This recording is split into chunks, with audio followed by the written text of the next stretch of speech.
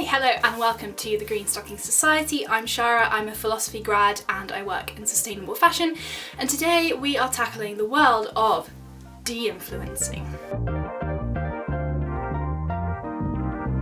The hashtag de-influencing currently has 143 million views on TikTok.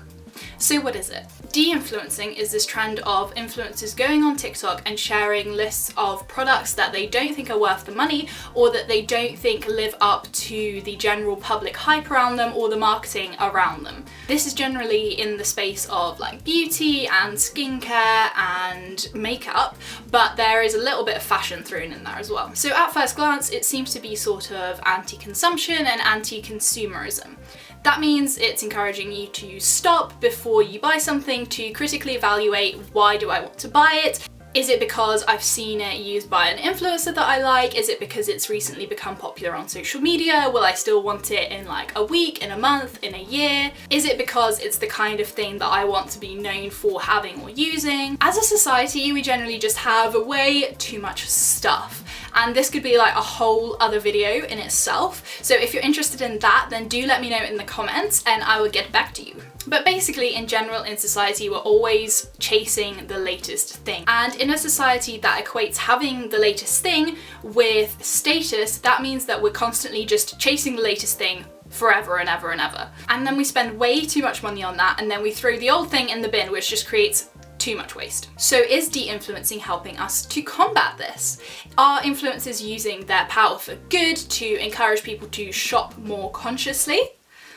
Well, I don't really see how that's possible, given that their entire career revolves around influencing people to buy stuff through affiliate links, through brand partnerships, and all of those things. That is literally the essence of their job. They might really stand by those products, they might really love those products and be really selective about the brands that they partner with and that they work with, but they're still essentially trying to sell you stuff.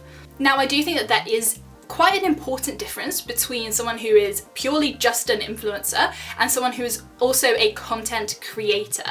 I think I view content creators as much more about giving some sort of deeper value to their audience, which usually means longer form captions, longer form video, that's sort of providing extra value on top of like buy this or don't buy this. To only exist online as sort of a vessel for brands, I think is a really shallow meaning of the word influence. I think that a lot of influencers could be using the millions of people in their audience, using that following to spread positivity, to enact change, to actually talk about things like societal attitudes towards racism and sexism and changing gender roles and, you know, anything that they're passionate about, but something that actually adds value to society rather than just adding more fuel to the fire of capitalism. You could argue that some of these influencers are still really valuable, their content is really valuable because they are offering some kind of escapism. They're sharing like a day in the life with me, and it's really nice to just sit down and have a cup of tea and watch these influencers sharing like a day in their life. And it's just relaxing content, and I think that is definitely valid. But I do think that in a world that is so broken and so full of so many issues that affect literally everyone, I really think that if you have a following of millions and millions of people, you kind of have a responsibility to actually talk about something important. I do think you should be using that platform to share something other than just your pretty extravagant and not really actually that relatable and very privileged day in the life, or get ready with me, or come shop with me. So why do influencers only stick to these sort of safer topics? Well, first of all, it's a lot of work. It's a lot of extra work. For example, if an influencer comes out with some sort of statement or some sort of opinion piece about, say, like anti-racism, then they're sort of labeled as an anti-racism influencer. This is sort of how the content creator world works, in that when you have a niche and people can kind of label you with a label, that is better for the algorithms as well, because that means that Instagram or YouTube or TikTok will know which audience to send your content to. So once you sort of start talking about something like racism or sexism or sustainability, you're kind of branded as you are that kind of content creator. And once you start talking about something that's a little bit more serious, you better have the facts, and you better have all of the facts, and you better have it all figured out, because people will come for you. It's a little bit more controversial and it's not as easygoing as your usual light and breezy fashion and makeup content. I think that's part of why so many influencers just don't talk about sustainability at all. Like, they just don't go anywhere near it. Because once they start talking about it, they are held to this like ridiculously high standard of they should be 100% sustainable all the time, which is just not attainable for anyone to start with, and also it takes a while to learn like all the ins and outs of something like sustainability. It's something that Grace Beverley has spoken about quite a lot. She said that when she sort of stepped into the sustainable influencer space, she was then held to this ridiculous standard, and people were suddenly looking at, like, nitpicking every single one of her Instagram stories, everything that she posted, to sort of try and catch her out, like, as if, you know, she's literally sat next to like a leather sofa and it's like, oh my god, I can't believe you would even touch leather, like, you're vegan. Like, these ridiculous standards. So to sum all of that up in a neat little nutshell, the influencer industry, which is, by the way, set to grow to about $21 billion in 2023 this year, that whole industry is built on getting you to buy stuff. So if you were hoping that this de-influencing trend was part of a lasting change in the influencer industry, with influencers finally saying, actually, consider for a moment, don't buy everything that I actually tell you to buy unless you need it, I think you might be wrong. It's unlikely that this trend is going to change the core of the influencer industry, as long as the industry is still focused on things like, come get ready with me's. That said, in this de-influencing trend, there is some messaging from some creators that is saying, just don't buy stuff just because it's trending, which is great. But that's about as deep as it goes, and sometimes it even goes as far as for them to say, don't buy this just because it's trending, buy this instead. Which is like, it might be cheaper, or it might be better quality, or it might be the same quality but cheaper. But that just means that's just influencing. We're just back to square one. I saw one creator talking about this trend, saying that because influencing is usually done through saying something positive about a brand or a product in order to promote it, if influencers are saying something negative, it's somehow seen as if it's different and it's de-influencing rather than influencing. But then they argued that the only reason that it feels different is because saying something negative just feels a little bit more authentic. You're not obviously being paid by the brand to promote that product by saying a specific thing and being really complimentary about it. That's what they should be doing all the time anyway, in my opinion, just being honest and authentic and only recommending stuff that they actually believe in and have tried and tested and works for them themselves.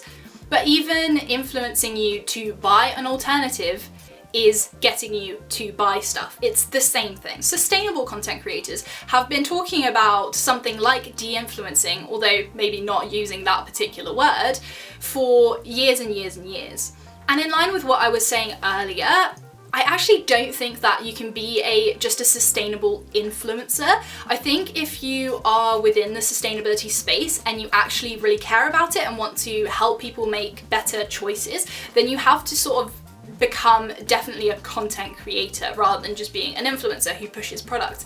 Because sustainability just has to come with a bit more education and a bit more research. Anyone online who's talking about sustainability sort of by nature has to touch on some more complex topics, and there has to be that element of education involved in their content somewhere. But that content doesn't seem to be as trendy because it's heavier, it's deeper, it's a bit harder to process, and it kind of incentivizes you to make changes in your life that are, you know, potentially quite difficult. Often they're asking you to look at your own consumption and to look deeper into the brands that you're buying from and the ways that you are living your life. People would rather not do that. They would rather just remain willfully ignorant and spend that 15 seconds on TikTok being recommended certain products by certain influencers that they like and just end up buying those, rather than spend a little bit of extra time getting to know the supply chains and the environmental and ethical impacts of the things that they are buying.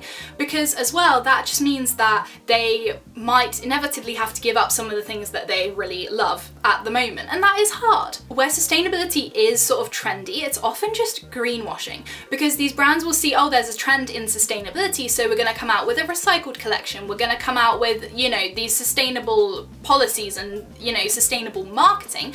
But because they're treating it as just a trend that, you know, will probably pass, they're not actually investing that time and energy into completely reevaluating and redesigning their supply chain, which is what actually needs to happen in a lot of cases for them to become truly sustainable. I really don't think that anti-consumerism and overconsumption can just be these topics that are sort of trending every now and then. It's likely that once the de-influencing trend is over, influencers will just go back to doing what they were doing before. And if brands are viewing sustainability as a trend just like de-influencing, then they're not really going to commit to the practices that will make them more sustainable. They're not viewing it as a fundamental pillar in their business. They're viewing it as something that is fleeting and to not be taken that seriously. For the influencer space to change, influencers would have to educate themselves, and then they would have to educate their audience, and they would also have to get their audience to care about something that they might not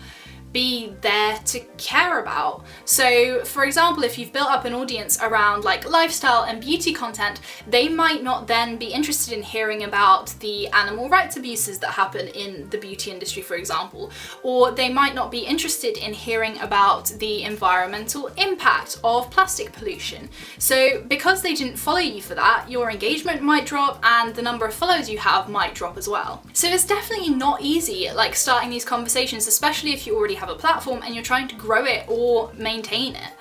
But I guess we could say that even if this is just a trend and it's not going to have any sort of lasting impact in the messaging that influencers put out, it still, you know, sparked that conversation to some extent on the TikTok platform at least. But now we need to take that conversation from TikTok and move it offline and into other spaces online as well and make it a lot more mainstream. This needs to be a part of people generally changing their mindset to actually value thinking about things like their consumption and what they're buying and where that's come from and where it will end up. We need to normalize that process and like actually come to value that sort of mindset over just like having the latest thing or having a new outfit every day or looking like your favorite influencer. And by doing that, we might just take a few of those steps towards looking after the planet and the people living on it a little bit better. So, what do you think about influencers, about de-influencing? Are there other things in the influencer industry that you think need to change or that you'd like to see change? Let me know in the comments if you found this discussion interesting, and make sure to hit that like button and subscribe to let me know that you enjoy this kind of content so I can make even more of it and so that it can reach even more people. Stay kind, and I'll see you next time.